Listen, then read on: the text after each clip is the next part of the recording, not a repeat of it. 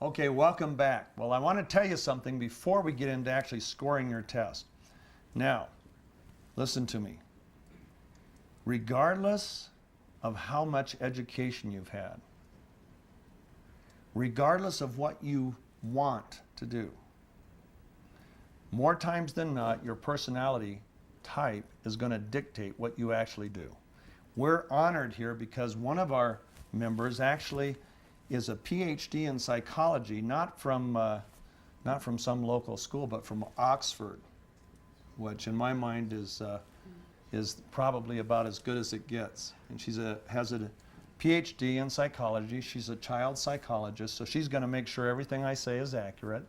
And but even with Shalini, her education won't determine her behavior near as much as her personality type will, except as she moderates that, okay? But what comes naturally to her based on her personality type is what she'll tend to do unless she moderates. And that's the same thing with all of us less educated people. So master strategy number 1. We've got 15 strategies. Here's master strategy number 1.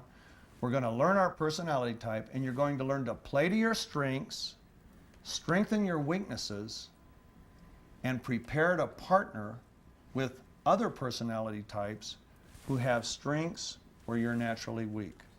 Okay, master strategy number 1. Now, let's go ahead and score the test. What you want to do is you have 4 vertical columns. They have an L, an O, a G, and a B above them. Add up each column.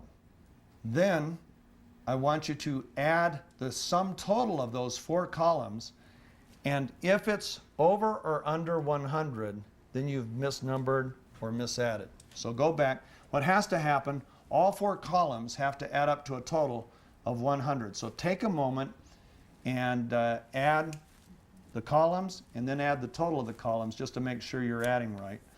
And when you have done that and everything adds up to 100, then we're ready to go. While you're adding these up, let me say just a couple things. There are 5 extraordinary lifetime advantages that you gain when you learn your personality type and the types of those around you. Number 1, you'll be able to play to your strengths. Number 2, it reveals and clarifies your inherent weaknesses. Now, this is not a negative. To the contrary, it's extremely beneficial because once you're aware of those natural weaknesses, you can strengthen them and you can use your strengths to compensate for them.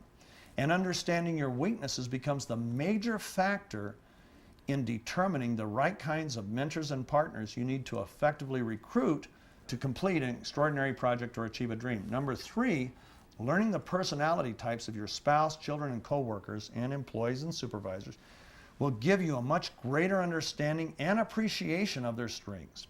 You'll also gain a lot more tolerance for their weaknesses. And it'll be really helpful when it comes to completing projects because you'll be able to make project assignments based on everybody's personality types, playing to their strengths and to their natural drives. Number 4, understanding the personality types of others enables you to be far more effective in your communication with them, in motivating them, and encouraging them. Why? Because every personality type needs a different communication style, is motivated by different things, and so when you know their personality types, you can really play to that. Okay, number 5, knowing your personality type and the personality types of others can make your daily life a lot less stressful and a lot more enjoyable and infinitely more productive. Less stress, why?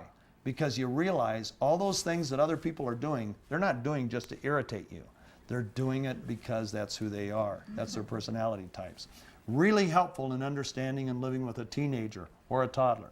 Now let me say a couple other things about your scores. The higher you are on your dominant, the more those traits are driving forces in your life, the traits that we're going to look at. So if your dominant is a particular personality type, but it's not that high, then the drives won't be that strong. The higher it is, the stronger it is. If you'll turn the page, there's a chart where we have those same letters. Now, looking at that chart, you're going to go ahead and plot the point of where your score falls for each of those 4 letters. So if you're an L, Maybe you're a 26, so you'd plot it right where that goes. O, B, G. Plot the points and then draw the line that connects them. Now, what happens is 10% of the population, and maybe one of you, since we have more than 10 people, will have what we call a flat line. In other words, you might be like Larry King, for example. When he did this with me, he's a 24, 26, 24, 26. Okay? Now, if you look at my wife, she's a 38 in one, a 36 in another, which is extremely high. Both at anytime you're in the 30s, that qualifies as a real strong dominant type. So she's real high in two of those, and then almost nothing in the other two.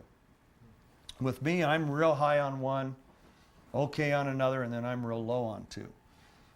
But if you are, do we have any flatliners where it's just kind of flat? Okay, not one.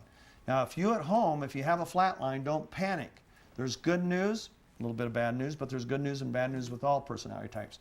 What that means, if you're under the age of 25, it means you're still confused about who you are. So that's okay. If you're over 25, what it means is you're very balanced. It means you don't have any real driving personality type, so you don't have any driving natural strengths. That's the bad news. That's as bad as it gets. But the good news is you have no driving weaknesses. So it's much easier for you to live a balanced life. And balance is good these days in our turbulent world, okay? Larry King, the reason he is such a good interviewer is he can become all things to all people. He makes everybody feel real comfortable, because I've been on camera with him. Makes you really feel comfortable and valued being there. And he's truly interested. Why? Because he's 24, 26, 24, 26. See? So he's got that balance. Okay, now we're going to get into the rest of the story. Okay, how many L's do I have? Do I have any L's? Okay, 1, 2, 3.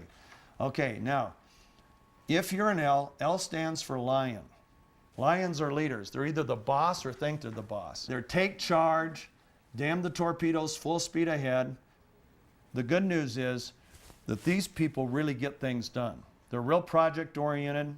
Put them in charge of any project, give them a project, it will be done, and chances are they'll beat the deadline. That's the good news. There's a little bit more good news. They've got natural initiative. Lions never have to be told to do something. They just see what needs to be done. They're visionaries. Do you know that about 95% of all entrepreneurs are lions? Donald Trump is a lion. Bill Gates is a lion. Sam Walton was a lion. Okay? Thomas Edison, guess what? A lion. They're decisive, bottom line folks who are observers, not watchers or listeners. They actually observe so they can learn something, so they can do something. See, they're real doers.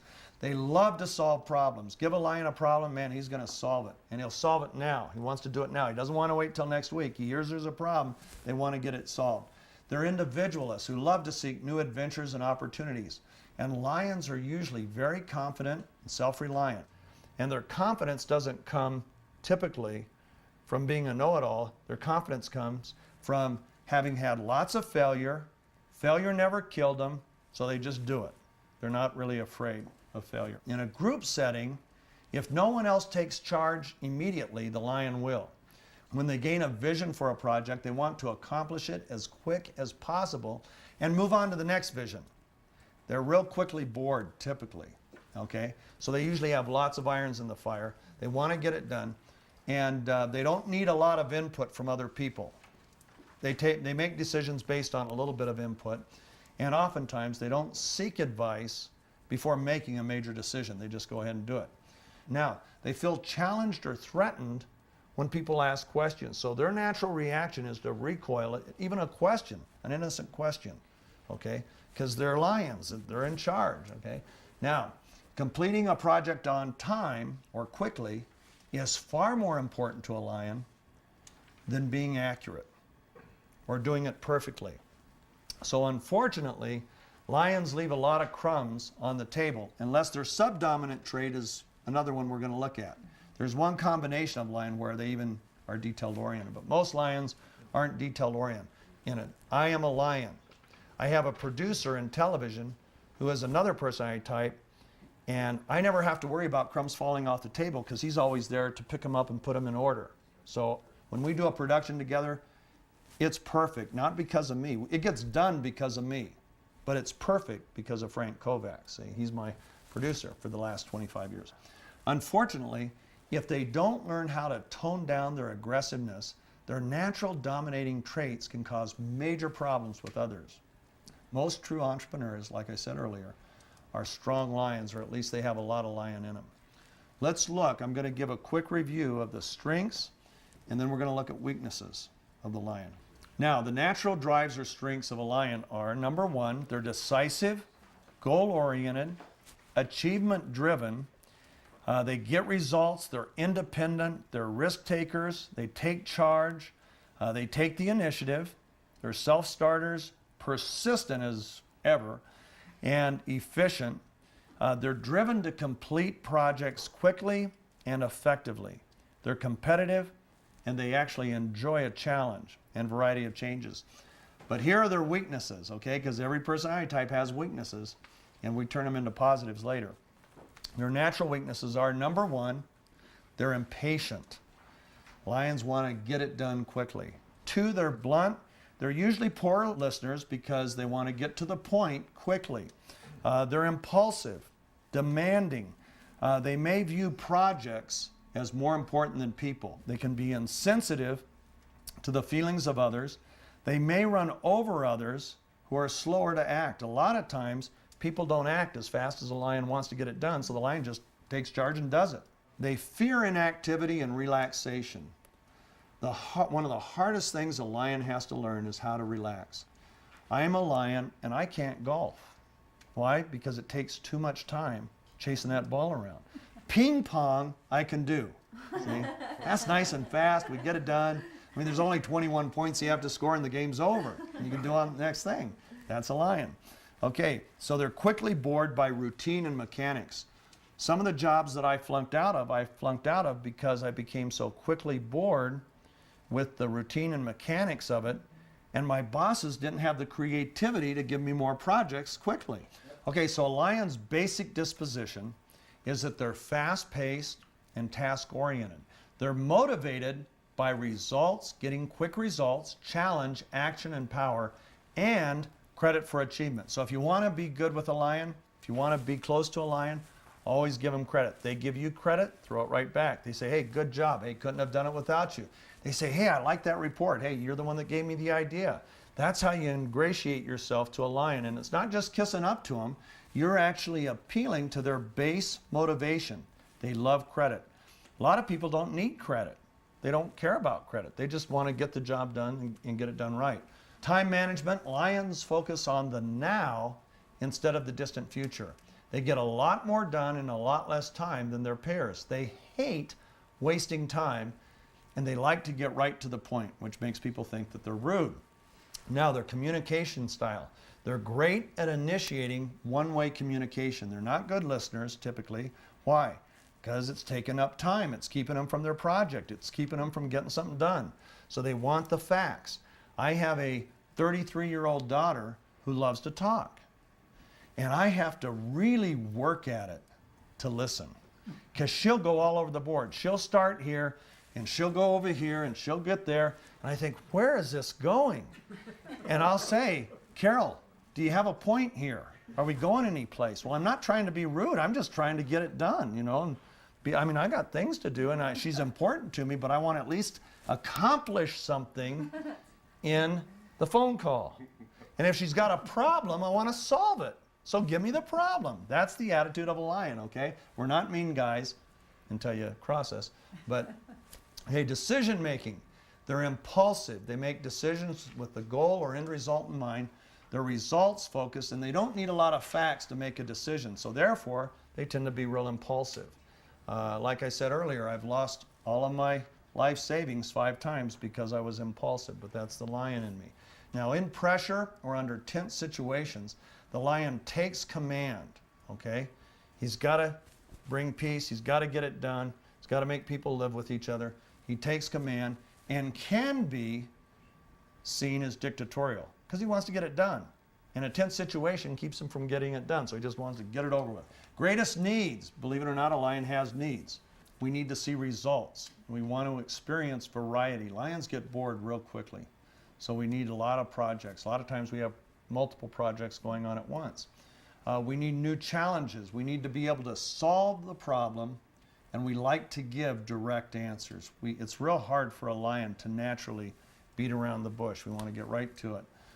What the lion desires. He wants freedom, he wants authority, he wants variety, challenging assignments, and opportunity for advancements. Now, here's the areas of improvement that they need to focus on. Number one, you need to learn how to relax. It's not a crime to take a vacation. And that's a learned behavior for a lion. It's real hard. I just went on my first vacation in my life without a computer. Since computers have been around. It's so hard. It really was hard, but I did it for the sake of my family, but that's learned behavior. The reason a lion needs to learn to relax is it's a way that they can meet the true, genuine needs of other people. Just because a lion doesn't need to relax, it doesn't mean his employees don't need it, his wife doesn't need it, and his kids don't need it. Everybody else loves relaxing once in a while. So learning to relax is important for that relationship to help the lion meet the genuine needs of other people. It's not a need in his life to relax, okay? But it's important that he learns to relax for the sake of others. They need to learn to give encouragement rather than instantly giving solutions to problems. You bring your problem to a lion, he wants to solve it. Well, a lot of times people don't want it solved right now. They just want to be held. They want to be listened to. They want somebody to say, that's going to be okay. They don't want the solution. Well, a lion needs to learn to zip the lip. Don't worry about solving it. Just give a little encouragement and comfort once in a while without solving everything. The lions need to learn how to be more patient with other people, how to realize people are as important as projects. If in doing a project I make a person feel worthless, whether it's my wife, my child, or my employee, and I get the project done, how sad that I've created major stress and sorrow and despair and discouragement in the lives of other people just to get a project done. So lions need to learn how to relax. It doesn't have to be done on time. Not everything. Now, brain surgery does, but most other things don't. Most other things you have a little bit of slack, so cut yourself and other people slack. Lions need to partner with, one of the most important partners they can find, believe it or not, is the B on your sheet. B stands for beaver, okay? Beavers are detail-oriented. Lions are damn the torpedoes and full speed ahead, okay? Just get it done. Well, if you don't partner with a beaver, guess what? You get it done, but a lot of times you don't get it done right, okay? So you need to learn. But let's talk about beavers now, because that's our next personality type that we need to focus on, okay? Now, beavers are great. If we didn't have beavers, medical surgery would be highly risky. Buildings, high-rise buildings would be falling down around us. Nobody's books would pass the IRS scrutiny because beavers tend to be accurate, okay?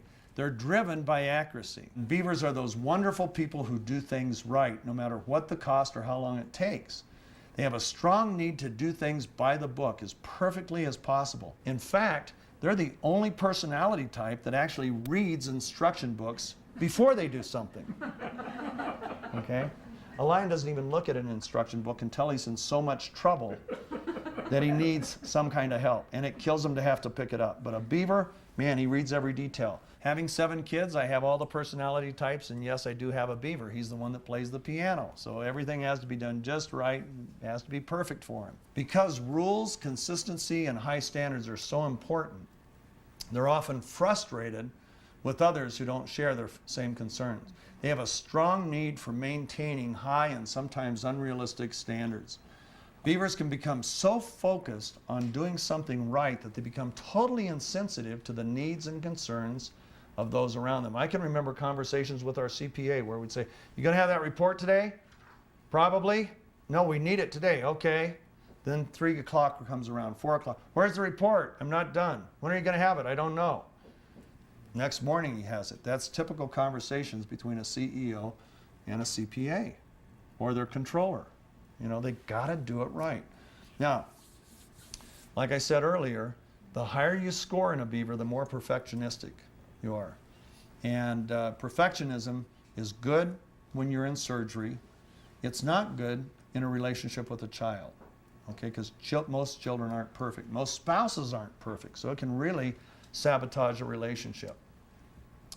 Your need to do everything perfectly can be a major stress factor, not only in your life, but in the lives of those people that depend on you, okay?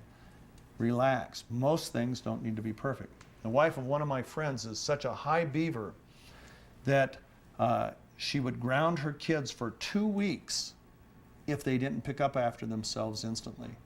And it got to the point to where when it came to making beds, they couldn't make their beds good enough, so she wouldn't let them make their own beds anymore. She had to make them, okay? Now, do you think those kids enjoy living in that environment? No. Her husband couldn't take it. He got out of there. And I'm not saying he was right getting out, but he just couldn't take it anymore because he wasn't perfect, and she needed perfection. Beavers tend to start a lot of projects and not finish a lot of projects. I know one beaver who was into needlepoint, and one time I heard she had over 100 needle points started, and she hadn't finished one years later. It's real. Make a mistake? No, can't just correct it. You got to undo it all and start all over, see? So she couldn't finish. Now, let me tell you about beavers. Their natural strengths are, number one, accuracy. They're accurate. They have an inner drive to be accurate on anything. You say the milk bottle's half full? No, it's not. It's 3/4 full. You say you weren't on school on time? Yes, I was. Well, you weren't on your seat on time. No, I wasn't, okay? But he was on the schoolyard on time, just wasn't in his seat on time, okay? They're analytical, detail-oriented. They're very thorough, industrious, typically orderly, methodical, exhaustive. They have high standards, they're intuitive, and they're controlled. Now, their natural weaknesses. By the way, let me tell you, beavers tend to be engineers, architects, accountants, brain surgeons, hopefully, and you don't want an otter for a brain surgeon. Okay. Otters is one we're going to look at in a minute, but otters are a party waiting to happen, so that's not who you want operating on your brain, but you do want a good beaver on your brain. Okay, here we go. Now, their natural weaknesses are, and this is important because if you're a beaver, any beavers here? Okay, one. Okay, so this is important for your stress factor because if you don't learn some of what you're about to learn, you will be highly stressed, you'll be vulnerable to depression, and it's important that if you have children who are beavers, that you really listen to this because you really need to help the beavers out because they commit more suicides than any other personality type. Why? Because everything in the world isn't right. They can't live up to their standards a lot of times. They set such high standards, so they're frustrated. That leads to depression. And so it's important having a beaver as a son. I know how important it is. In fact, I've got 2 sons that are beavers. It's important that we learn how to help them moderate their natural inclination. Okay, they're too hard on themselves. Second weakness, they're typically critical of others. They're perfectionistic. The higher you are on any of these traits, the more dominant. So if you're 25 and that's your high for a beaver, then it just means you're really highly accurate and everything has to be in order and have an orderly place and so on. If you're a 35, 36, 38, then you're a perfectionist, okay, if you're that high. Overly cautious. A beaver won't make a decision until they have lots of input because they want to make the right decision, see? So they need lots of information. A lion, hey, give me a couple facts and I'll make the decision. Yeah, I'm wrong, but at least I made the decision. Okay, now, they want all the facts. Well, guess what? You don't need all the facts to typically make a decision. Lighten up. Doesn't have to be perfect. Now, they also tend to be a little too picky and very overly sensitive. My sweet boy, the wrong tone of voice and his eyes tear up. Okay? Real sensitive. Do I love him? More than life. But I have to be sensitive to that. Have to not criticize his sensitivity, have to honor it. See, one of the neat things about personality types, one of the most important characteristics to build a strong relationship, in fact, the number one characteristic for a strong relationship is the word honor. Learning how to value the other person. When they feel valued, that's so critical to self-esteem. and to living a happy life. So we want to honor our differences with the other personality types rather than criticize them. Saying to a beaver, "You cry too much. You cry about everything. You're too sensitive." Oh, they want to be perfect, and you've just crushed their world. You've told them they're too sensitive. See what I'm saying? So we honor. And we're always, when we see our little boy's tears, we're moved to hug him, not criticize him. You know? And his brothers and sisters sometimes say, "Hey, you cry about everything." And they, believe me, they're critics. But we parents, our job is to control that. Okay, their basic disposition is they're slow-paced and task-oriented. Okay, they'd rather do it right and not finish than do it wrong. Okay, my little beaver, bless his heart, his first years of school, he's straight A student, but his first years of school were really tough. He was given one assignment.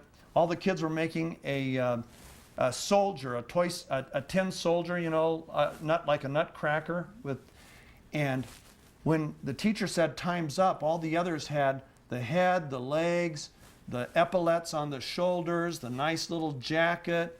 Everything was drawn and just right. You know what he had? He had one epaulette done. It didn't have 2 or 3 scissor cuts. It had probably 200 or 300. It was perfect. That's all he got done. Okay, that's a beaver. They're motivated. How do you motivate a beaver? Out of the desire to do right and maintain quality. So you show a beaver the right way to do something. You know, what you're doing is really good, but if you do this, man, that'd be perfect. Really? That's all I have to do? Yeah, just do that. They love that kind of motivation. Okay. Now, time management. Beavers tend to work very slowly to make sure they're accurate and make the best decisions. They're pressured by deadlines. They hate deadlines. Give them a deadline, holy mackerel, you've just changed their world. Stress out the kazoo because they want to do it right. Communication style. Beavers are good listeners and they communicate details and are usually diplomatic. Our little Shawnee, he communicates details that I don't need to hear. I'm a lion. But he'll go on and on and on and on and on. Just, you know, give me the facts. That's a lion. But they want to give detail. Detail is important to them. So we choose to honor them, and Dad zips his lip and listens to the detail. Decision making. They avoid making decisions because they need so much information. They'd rather somebody else make the decisions. That's why they're great CPAs. Hey, I'll give you the facts and you decide. But I'll give you the facts. Here's all the facts. See? Well, what am I supposed to, how can I run a company if you're telling me that? It's not my job to run the company. My job is just to give you the facts. Perfect, accurate. See, that's what a beaver does. Beavers try to avoid pressure in tense situations. They'll ignore deadlines. These are weaknesses. Their greatest needs, the beaver's greatest need is to be correct. They feel an inner pressure to be right and to be accurate. Okay, that's their need. They have to do it. Sean, I don't care about this. That's a terrible thing to say because he cares about it in detail. So that's their need. What do beavers desire? Clearly defined tasks.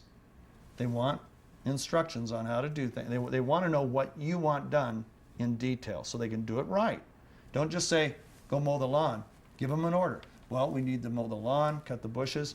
Let's go ahead and do the north lawn first and south lawn later. I mean, they want the details. They want stability, security, low risk. They're not risk takers. Why are they CPAs? Why are they engineers? They're not in charge of the company. They fit in there. See, they want the stability and security, low risk.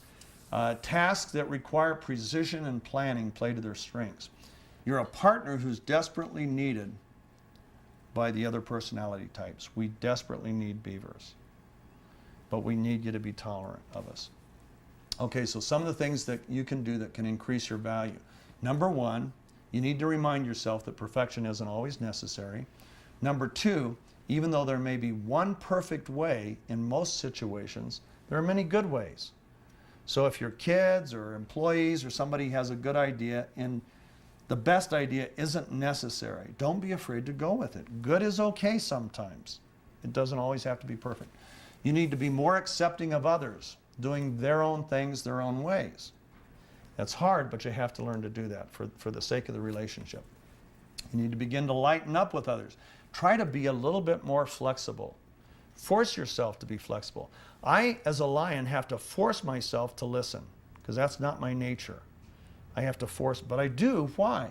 It's the only way I can honor my wife, my children, my employees, the people I work with. I can only honor them if I listen. So I have to force myself.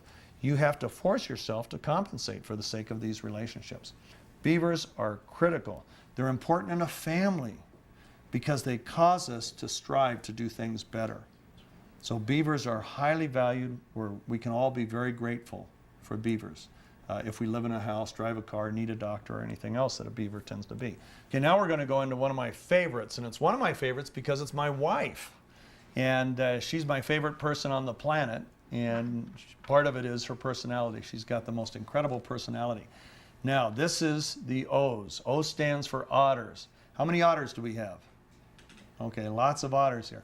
Well, an otter is a party waiting to happen. If it's not fun, it's not worth doing. Otters are great because they literally make everything fun. They see the fun in a project. If it's fun, it holds their attention. If it's not fun, then they want to find something else that's fun. With otters, here are some of their natural strengths. They're enthusiastic, optimistic, good communicators, one-way communicators. They're emotional. They can be passionate, motivational, inspirational. Greg here, what'd you score on otter? 40. Okay, he scored a 40. It's the first. I've given out thousands of personality tests. This is the first 40. He's also the biggest otter I know. Okay, I mean, he is so fun. He's funny. He's inspirational. Here, you understand, he was a public speaker for the better part of his life, and everybody loved him. He would go in, and Franklin would always have their people score the presenter. Greg consistently got the highest scores. Why? He not only made the points passionately and emotionally, but they always had more fun. So who do you want to be around? Who do you want to listen to for 8 hours? Somebody that's a lot of fun or somebody that's going to be real accurate? You know, you want the fun. And he's Mr. Fun, okay? So, but I love otters. Okay, so they're outgoing, personal, dramatic, fun-loving, okay? Those are the strengths. Natural weaknesses. Yes, like everybody else, they do have weaknesses. Number one, they're unrealistic a lot of times. They're not detail-oriented like the beaver. So they can catch a vision for something, want to get it done, get excited. But man, don't give them detail work, because detail work is not what they like. How much fun can it be to do something in detail? Typically, they're disorganized. They're impulsive. They don't need a lot of information to make a decision because they just want to do what's fun, typically. They listen to their feelings above logic. So if logic tells them they need to do this, but they really feel like they should do that, then they'll do that. That's otter. That comes naturally. Whereas lions, on the other hand, typically are very logical, and they go down the logical path. In fact, they're accused of not having any feelings a lot of times by people that don't know them. Now, they can be very reactive. An otter can. They can get their fur up pretty easy. They can be too talkative, easily excitable. They can go on and on. One of our very close friends, a guy named Henry Marsh, off the charts otter. He's probably not 40, but very, very close. He might be a 39 and might be a 40. And Henry is funny. He's fun. But holy mackerel, trying to keep focused or keep going on one thing is pretty hard, because everything becomes not fun sooner or later, and usually sooner than later. So that works against an otter. Their basic disposition is they're fast-paced and they're people-oriented. They're motivated by recognition and the approval of others. So let's all give Greg a hand. Thank you. Okay. And time management, guess where otters focus? Lions focus on the present. Where do you think? Well, you guys are otters. Where do you focus?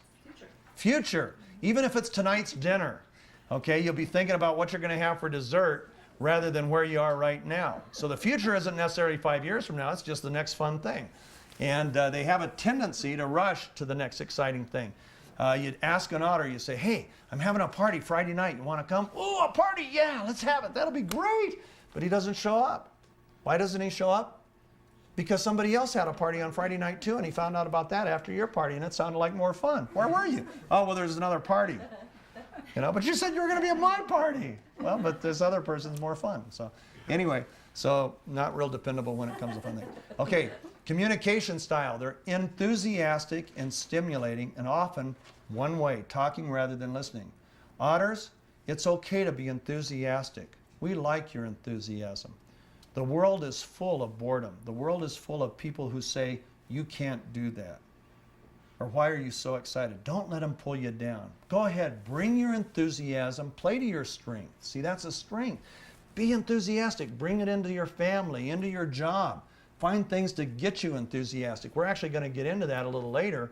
We're going to show you how to have passion where passion doesn't exist. If you have a boring job and you're an otter, you have a hard time. But I can show you how to become passionate and how to make that boring job fun. That's one of our later sessions. It's actually our last session. Decision making. Otters are intuitive and fast. They make lots of right calls and lots of wrong ones. In pressure tense situations, the otter attacks. Push them in a corner, they don't back away. They'll attack you. Okay, that's typically what an otter does. Otters can be more concerned about popularity than achieving tangible results. So an otter in school may not get straight A's, but they will be popular because they'll do things to be popular. Their greatest needs. The otter needs social activities and recognition, activities that are fun and freedom from details. Don't give them detail work. If you have a child that's an otter, man, you got to have him partner with somebody else to get the details done because he just won't do it. It's too hard, it takes too much time.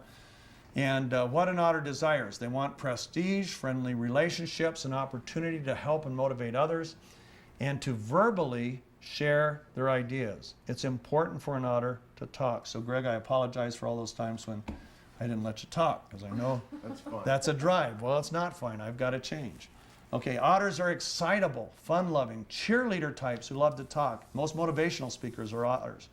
Party waiting to happen. They're great at motivating, encouraging, and even inspiring others. They need to be in an environment where they can talk and have a vote on major decisions. Their outgoing nature makes them great networkers. So if you have a sales position, usually they're really good in sales. They're not necessarily good at closing the sale. You might need to bring in a lion for that. But they're great at relationships, at meeting people and getting the contact in the first place. They usually know a lot of people who know a lot of people. Popularity and the applause of the crowd are often more important to an otter than just about anything else, including tasks and deadlines. So if you want to motivate an otter, you make sure they get lots of center stage time, okay? Give them that environment.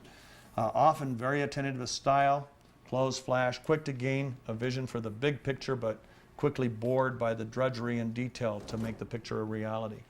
Not naturally inclined to focus on specific details or minutiae, and should not be depended on to manage the details of a project. Otters often neglect the present to focus on the future, whether it's tonight's dinner, the party this weekend, or the vacation next summer. That's much more fun to think about than what has to be done right now.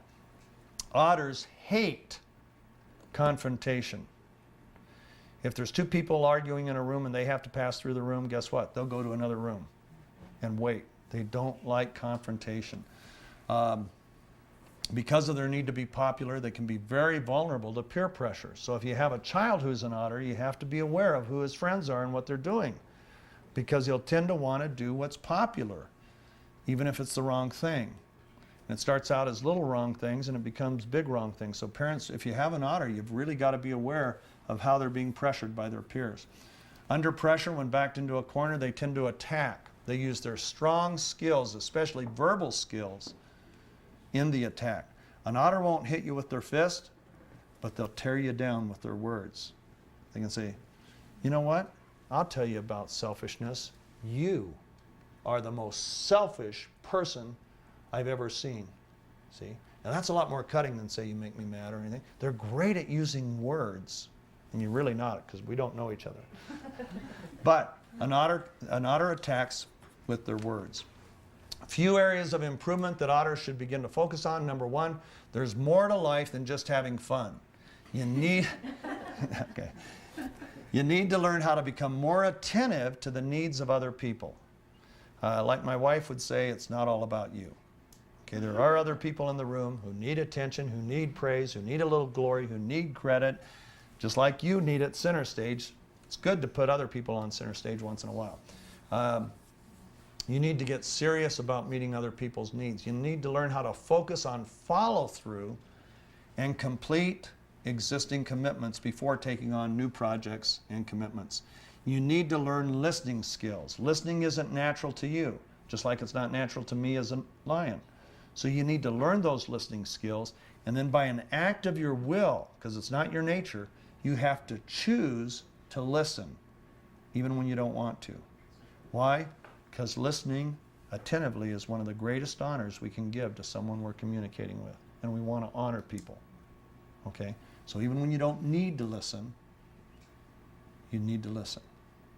Okay, you need to balance your natural impulsiveness by taking time to seek the advice and counsel of others. Partnering, as you're going to discover, is one of the greatest strategies that you'll ever use. In fact, it's the single most powerful strategy. Of all the strategies we're going to talk about, the most powerful is effective partnering. If that's all you did in life, you could succeed beyond your wildest imagination. And so that's why we focus on it so hard. But otters tend to want to do things without seeking counsel. The richest man who ever lived, who was also the wisest, a guy named Solomon, a 12-year-old king, wrote that without counsel, your plans will surely fail. Another place he said, without counsel, you will fall. But then he said, in a multitude of counselors, there's safety. And in another one, he said, in a multitude of counselors, there's success. So if you want safety and success, otters, you need to learn to get outside of yourself and seek counsel before you make a major decision. Okay? You have to do that by an act of your will, because it's not natural. Okay, you need to set realistic deadlines. One thing that was so good for Greg about Franklin is it forced him into a planner. Because he was teaching time management, he had to learn time management. So a great way to balance his otter personality. I'll bet did it change your life? Yeah, tremendously. Changed his life, see? It was huge. Because he moderated his natural inclination with learned behavior. Okay, managing your time and priorities will make you more able to more quickly and effectively complete projects than you've ever imagined. And we have a session on that. In fact, there's a whole session on how to make the most of your time, because that's what successful people do. They don't waste time. As far as partnering and at work or at business, you definitely need to have a beaver in your life to make sure things are done right. Finally, and if you partner with a lion, you'll get more things done than you would normally get done, and you'll get them done more quickly. So partnering with a lion is a good thing for an otter as far as getting projects done.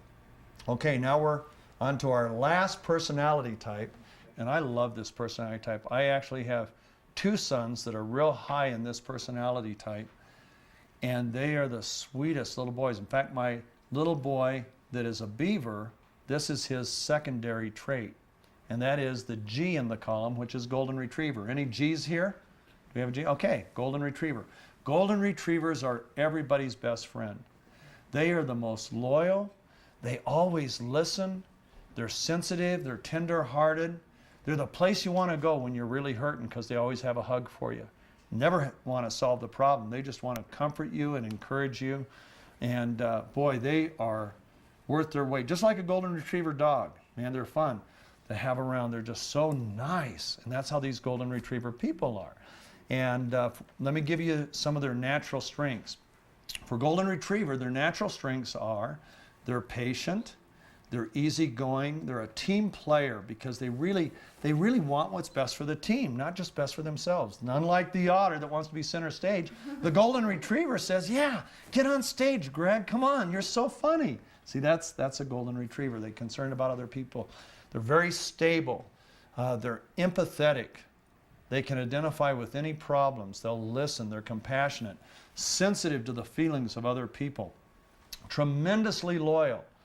Kick them when they're down, they'll turn around, they'll come right back to you. They're the most loyal people they can have. My wife, who scored 38 on an otter, is a 36 golden retriever. Wow. So I have do I have a prize. She not only brings fun to our family, but she brings sensitivity and kindness and compassion, tenderness.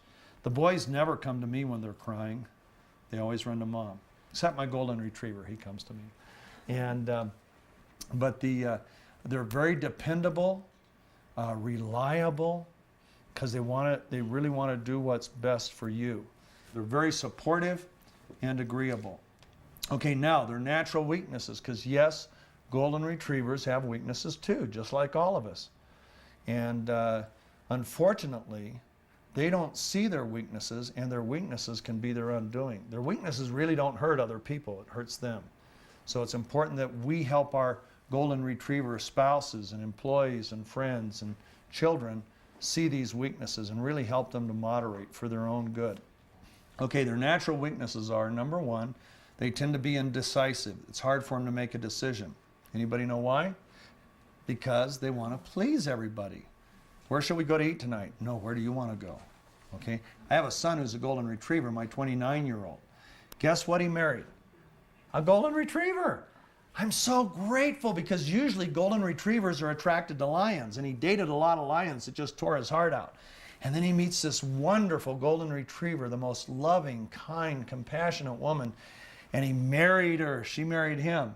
So they have a wonderful, loving relationship. But man, when they have to make a decision, where should we go to eat? Oh, where do you want to go, honey? I don't care. Where do you want to go? And this will go on for 5 minutes. I'm the dad. I'm sitting there. These guys are going back and forth. I'll decide. Let's go there. Okay? Now, so indecisive. Here's a second one. Over-accommodating. They're people pleasers. They really want to do what makes you happy and comfortable and so on. So they over-accommodate. They don't tend to stand up for themselves. They usually will sacrifice results for the sake of harmony.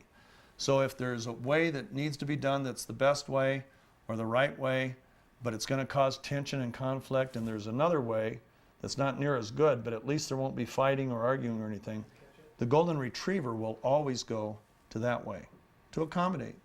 They don't want to hurt anybody. They're slow to initiate what confrontation they have to. They tend to hold grudges, like I say, because they get the grudge when they've been hurt. Or if they're quick to pick up the offenses of other people. If somebody hurts a friend of theirs or a relative, then they take up that offense as if they're the ones that have been hurt. And so they can really hold that grudge, because how dare that person hurt my friend? So that can happen. They tend to ignore or sacrifice their own needs. 9 times out of 10, if somebody else has a need and they know about it, they'll sacrifice their own. My wife can't say no to anybody. And it's so sad, because we have 4 kids, we have a very active lifestyle, but she gets hit up by the PTA, by Junior Achievement, by everybody, because she's so much fun, they all want her, okay? And she can't say no. I mean, if it means sacrificing her health, she'll sacrifice her health rather than say no. So guess who has to step in?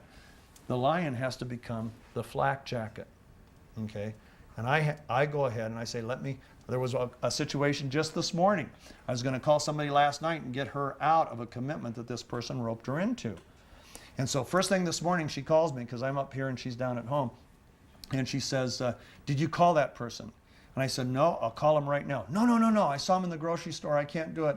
If we're going to turn him down, we have to wait a month or two, because it doesn't come up till springtime. And I said, okay, I'll wait.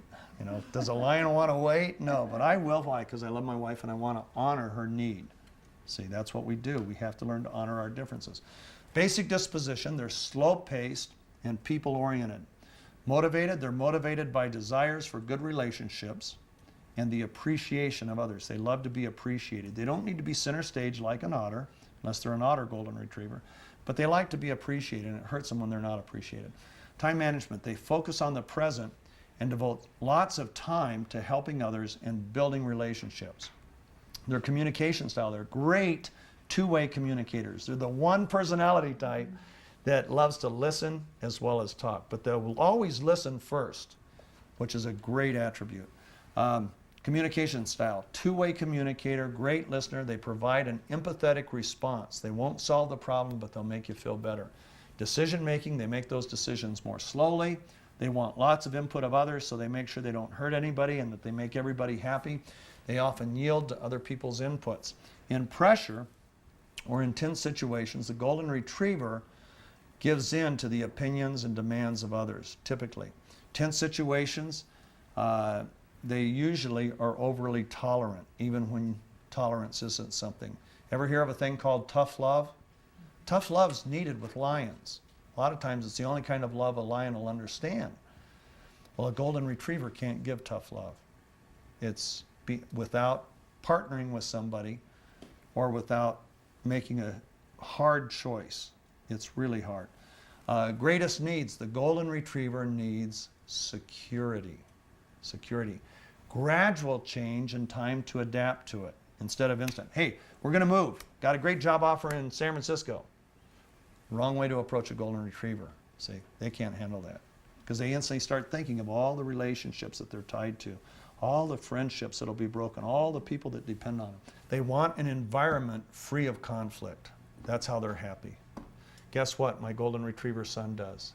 He's an English teacher in the inner city of Philadelphia, where kids are allowed to yell profanities in class. They can only be sent to the principal's office if physical conflict breaks out. That's a tough place for a golden retriever. But guess what? Learned behavior, he's moderated that. And guess what? He's becoming a great English teacher, an English teacher they all want. Like you said, there's some kids that don't want to be there that'll never want to be there. But the kids that do want to learn, oh, they love my son. What a golden retriever desires: quality relationships and security and a consistent known environment, their area of specialty. They want to have their own area, a relaxed and friendly environment, and the freedom to work at their own pace. Don't push. Above all, golden retrievers are first and foremost loyal people pleasers. Let me give you an illustration that illustrates all 4 types of personality, and then we're going to cover one more thing before I answer some questions. Okay, there's a school assignment in 1st grade, and the school assignment is make a clay soldier. You've got 20 minutes to make a clay soldier. Okay, so the kids all work at it. Teacher says, time's up. Put the clay down. Okay, who shall we start with? Let's start with the lion. The lion has a soldier and a tank and a machine gun and a plane. Okay, but you can't recognize any of them. You don't know what they are. The beaver instantly starts to cry. Why? Because all he has is the head and one eye. But it's a perfect eye and it's a perfect head. The golden retriever's comforting the beaver. That's the best eye I've ever seen. Why are you crying? That is a great looking head. I've never seen a head like that. Teacher, look at the head. That's a golden retriever. The otter hasn't started. Because the otter's been having too much fun going from desk to desk. Oh, you call that a soldier? That's not a soldier. A tank? That's not a tank. What are you talking about? He's having fun. By the way, have you heard the story about the tank and the soldier? Okay, that's the otter. So that's a little illustration that shows the 4 personality types. All of our personality types are valuable. Now we get into something. We get into the effect of our dominant and subdominant.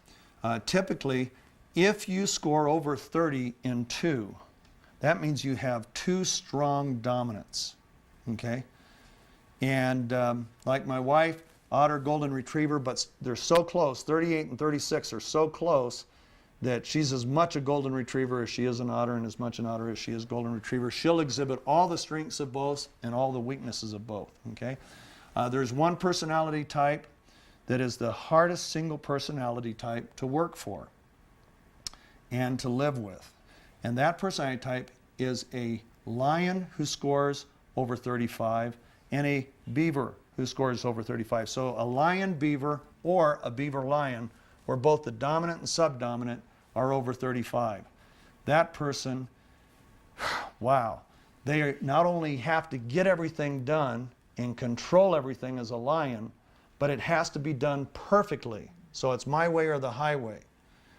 And that makes it hard for the kids, makes it hard for your employees.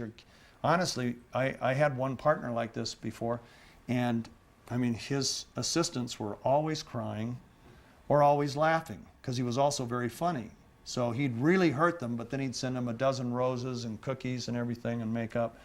But it's a hard personality type to live with. So if you're a lion beaver and you score mid 30s on both or upper 30s on both, you need to moderate behavior.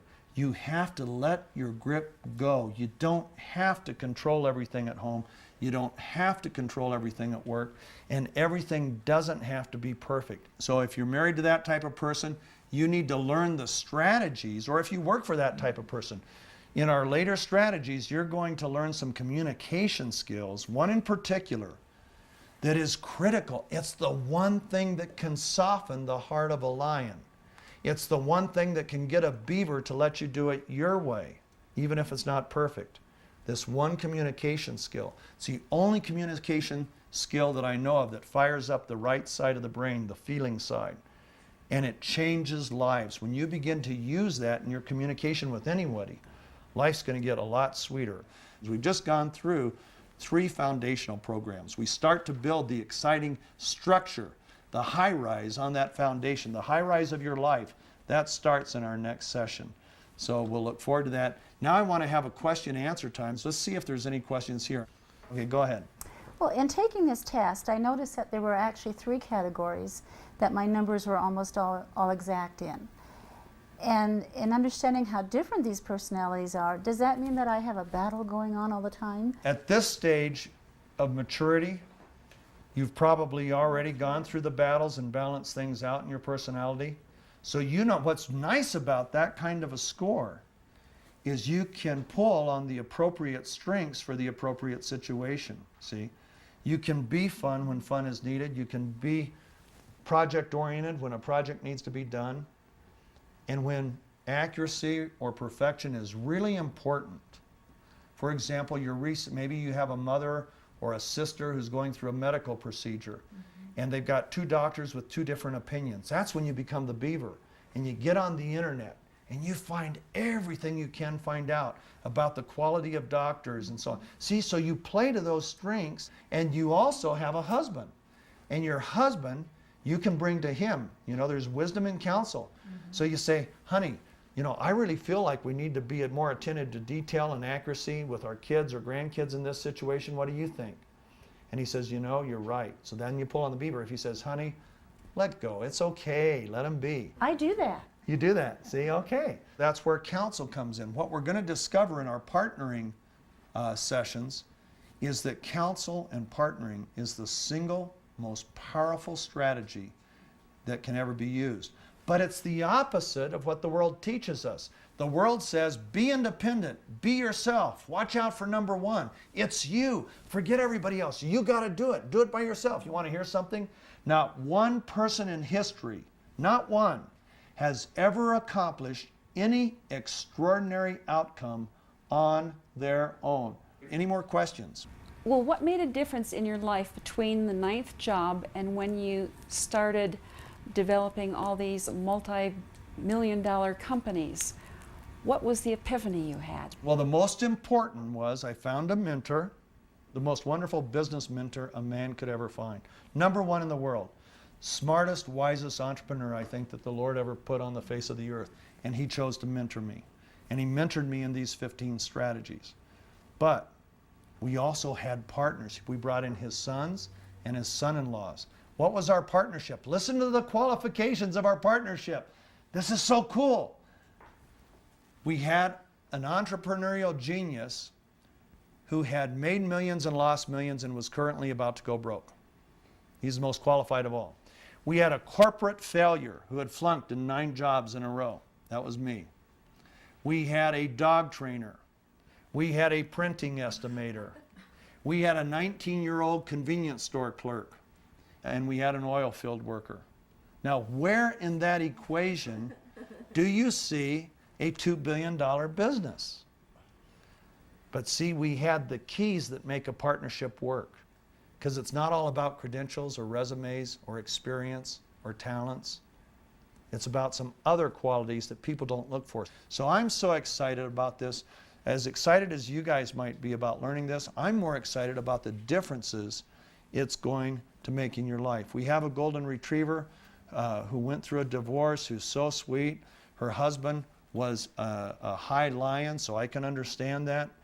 And she's going to take this information and she's going to learn communication techniques So her next relationship, nobody's going to be able to hurt her the way she's been hurt, because she's going to know how to communicate in a way that will make them want to honor that softness in her heart.